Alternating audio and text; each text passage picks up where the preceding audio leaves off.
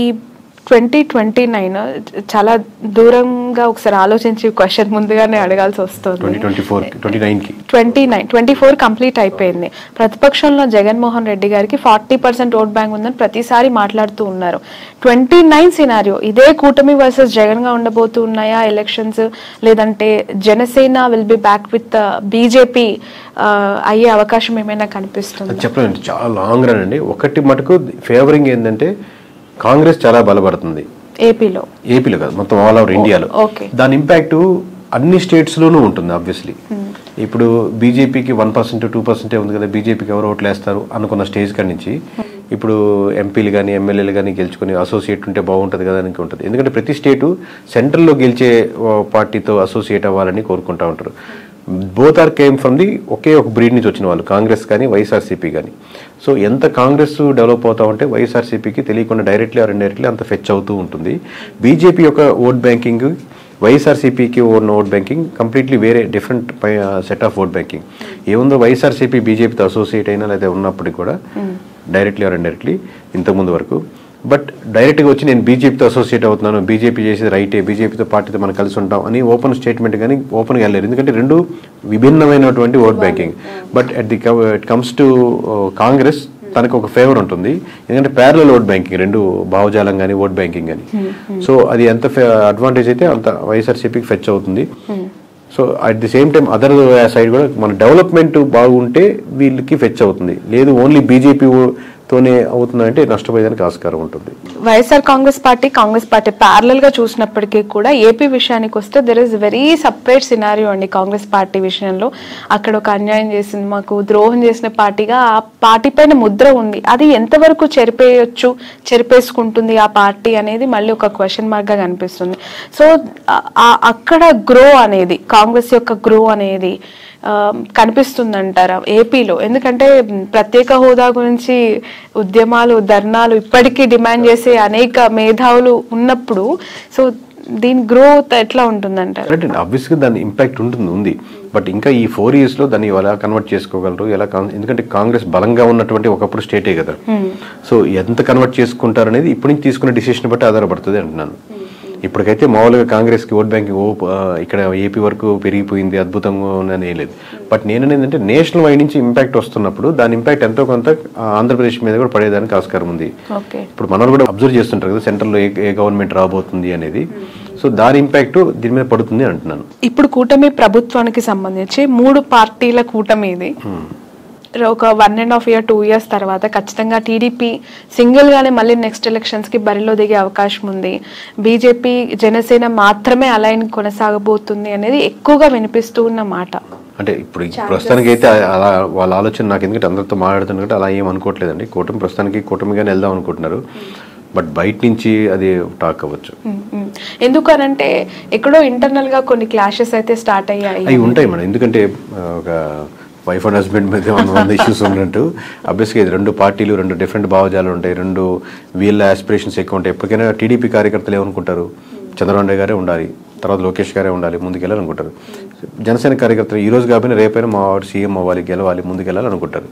So ఆబ్వియస్గా లేదా local aspirations ఉంటాయి, క్యాస్ట్ ఈక్వేషన్స్ ఉంటాయి, ఆబ్వియస్గా ఆ చిన్న వైరుధ్యాలు ఉంటాయి.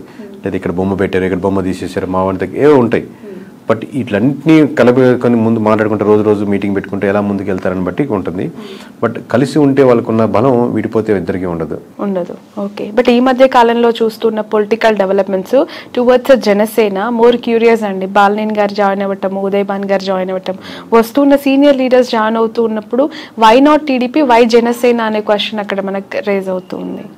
అంటే అక్కడ ఉన్నటువంటి సమీకరణాలు బట్టి ఫ్యూచర్లో ఇదైతే బాగుంటుంది కదా, అక్కడ ఉన్న క్యాస్ట్ ఈక్వేషన్స్ అన్నీ పెట్టి జాయిన్ అవుతారండి.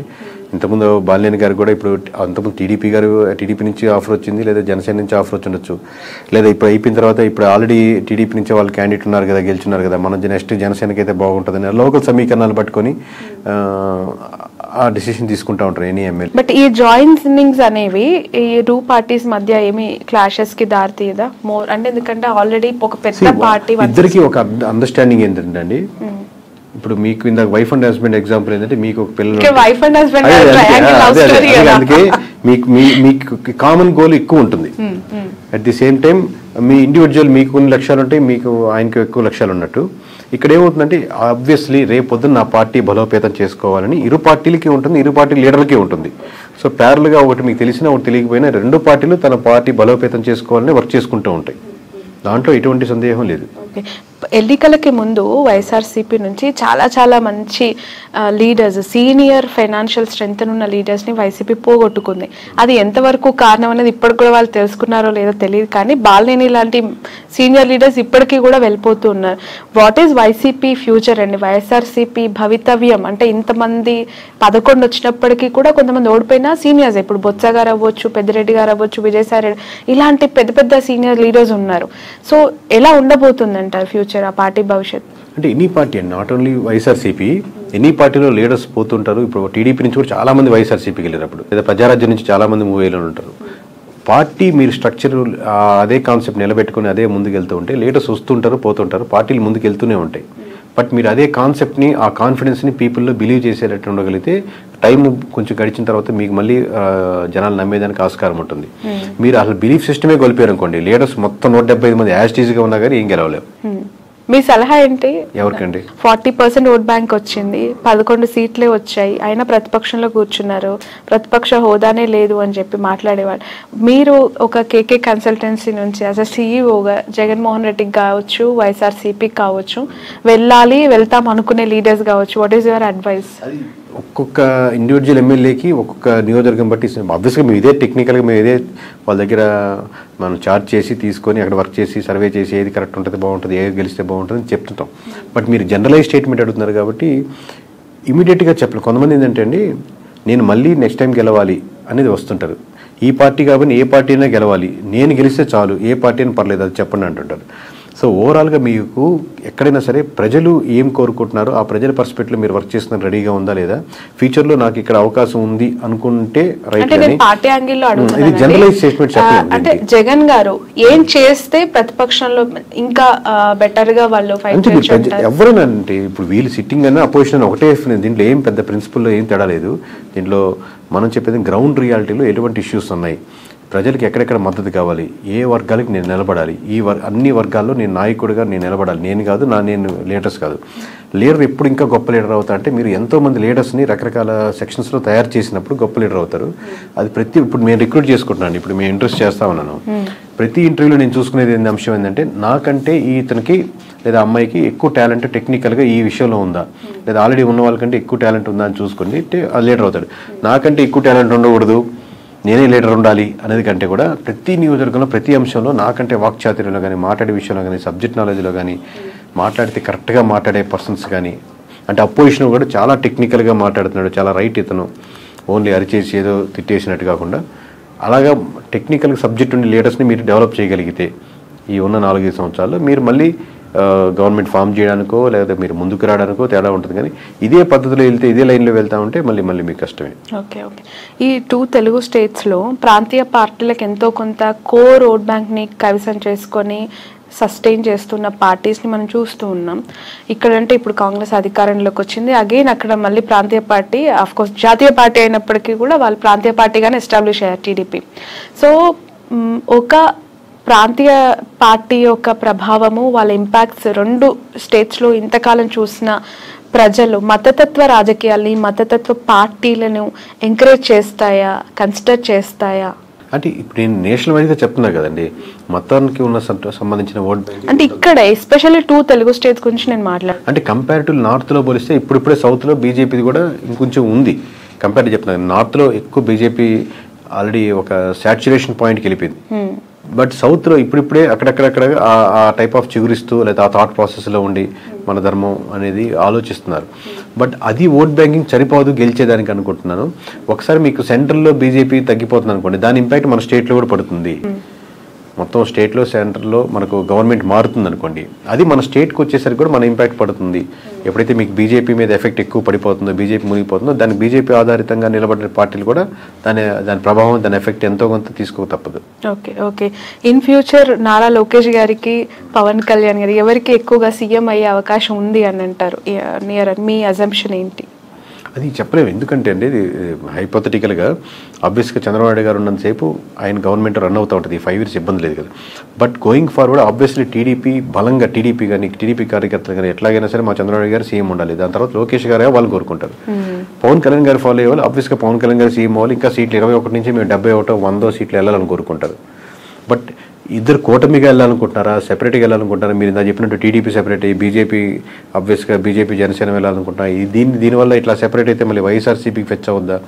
ఇన్ఫ్యాక్ట్ వేస్లో ఉన్నాయి కాబట్టి ఎవరి కార్యకర్తలు ఎవరు లీడర్ అవ్వాలనుకుంటారు. మాది ఏంటంటే ప్రజలు ఇప్పుడు ప్రస్తుతానికి ఏమనుకుంటున్నారు, ఎలా చేస్తే ప్రజలకు బాగుంటుంది. ఇంకా ఆబ్వియస్గా ఏపీ మన సొంత స్టేట్ కాబట్టి ఈ డెవలప్మెంట్లో మనం కూడా ఎంతకైనా భాగస్వామ్యం అయితే ఇది బాగుంటే బాగుంటుంది కానీ మనకు ఒక స్వార్థం కూడా ఉంటుంది మంది కాబట్టి. ప్రజలు ఏమనుకుంటున్నారు అనేది మీరు చెప్తానంటున్నారు. పిఠాపురం ప్రజలు ప్రస్తుతం ఏమనుకుంటున్నారు? పవన్ కళ్యాణ్ గారు ఎమ్మెల్యే అయ్యారు, డిప్యూటీ సీఎం అయ్యారు, ఒకసారి ఛాన్స్ ఇవ్వమన్నారు, గెలిపిమన్నారు, అవకాశం ఇచ్చేశారు, అన్ని ఆయనకు కావాల్సిన 21 కైవసం చేసేసారు. So towards Pawan Kalyan what is AP people high అయితే ఫస్ట్ ఆఫ్ ఆల్ ఉంటుందండి. ఆబ్వియస్గా అందరు పవన్ కళ్యాణ్ ఓట్లు వేసిన వాళ్ళు ఎవరైతే ఉన్నారో వాళ్ళకి ఆబ్వియస్గా మనం వేసిన పార్టీ గెలిచింది కాబట్టి ఒక హై ఉంటుంది. బట్ ఆ హై అలాగే కంటిన్యూ అవ్వాలంటే ఆ లోకల్ ఇష్యూస్ ఏదైతే ఉన్నాయో అడ్రస్ చేస్తూ మిగతా రోజుల్లో అది కాలువలు కావచ్చు, రోడ్స్ కావచ్చు, సమస్యలు కావచ్చు, అన్ఎంప్లాయ్మెంట్ కావచ్చు, చిన్న ఫ్యాక్టరీలు కావచ్చు, లోకల్ కుటీర సంస్థలు కావచ్చు, అక్కడికి వెళ్ళే చిన్న హాస్పిటల్స్ కావచ్చు, ఈ ఇష్యూస్ మీద కాన్సన్ట్రేట్ చేస్తే ఆ హైకి తగ్గట్టు రెస్పాన్స్ ఇంకా డెవలప్మెంట్ అవుతూ ఉంటుంది. ఒక పాయింట్ మీద అయితే చెప్పలేరా? అదేనండి, అది కంటిన్యూ చేయాలి. ఇప్పుడే కదా స్టార్టింగ్, ఇంకా కంటిన్యూ చేయగలిగితే దాన్ని ఉంటుంది. కానీ ఆ హై మటుకు ఉంటుంది అంటున్నాను. మిగతా నియోజకవర్గాల్లో లేని హై పిఠాపురంలో ఉన్న వాళ్ళకి హై వస్తుంది. ఎందుకంటే మనం వేసిన గెలిచాడరా, మనం అంటే మొత్తం రాష్ట్ర వ్యాప్తంగా ఇచ్చారు. ఇప్పుడు మాకు తెలుస్తుంటుంది కాబట్టి లోకల్గా వాళ్ళు గెలుస్తారా, ఓడతారా, మెజారిటీ ఎంత 10,000, 20,000 ఇంత హైతో చూశారు కాబట్టి రిజల్ట్ రాగానే ఆ హై కంటిన్యూ అవుద్ది. బట్ హై కంటిన్యూ అలాగే అవ్వాలి అంటే మీరు ఇష్యూస్ మీదే ఐడెంటిఫై చేసి వర్క్ చేయాలి. ఓకే సార్, మీకు ప్రెషర్ ఎంతవరకు ఉంటుంది ఈ సర్వీస్ అని చేస్తూ ఉన్నప్పుడు? ఎందుకనంటే ఒక ఇంటర్వ్యూ చేస్తే మాలాంటి వాళ్ళ మీదనే బురద జల్లే ప్రజలు, లేదంటే అలాంటి పీపుల్ మనం సొసైటీలో యాజ్ ఆఫ్ చూస్తూ ఉన్నాం. ఇంకా మీరు బియాండ్ దట్ ఒక పార్టీకి మీరు చేస్తూ గెలుస్తుంది, ఓడిపోతుందని మీరు ప్రెషర్ ఉంటుందండి. ప్రెషర్ ఆబ్వియస్లీ చాలా ఉంటుంది, దాంట్లో నేను లేదు అని ఎట్లా ఓవర్కమ్ అవుతారు? అంటే ఒకరు బెదిరించే వాళ్ళు ఉంటారు, లేదా ఇట్లా చెప్పమని అనే వాళ్ళు ఉంటారు, లేకపోతే వాళ్ళు ఇలా పోయాలని ఉంటారు, లేకపోతే బాగా వీరాభిమానులు ఉంటారు, ఏమన్నా చేసేస్తాం నీకోసం బాగుంటారని ఉంటారు. బట్ నేను మోస్ట్లీ నేను పరంగా కానీ నా నేను ఎవరు ట్రై చేసినా మనం వీటికన్నిటికీ దూరంగా ఉందాం, మన పని మనం చేసుకుంటూ వెళ్దాం అని ట్రై చేస్తుంటాం. కానీ ప్రెజర్ అయితే విపరీతంగానే ఉంటుంది.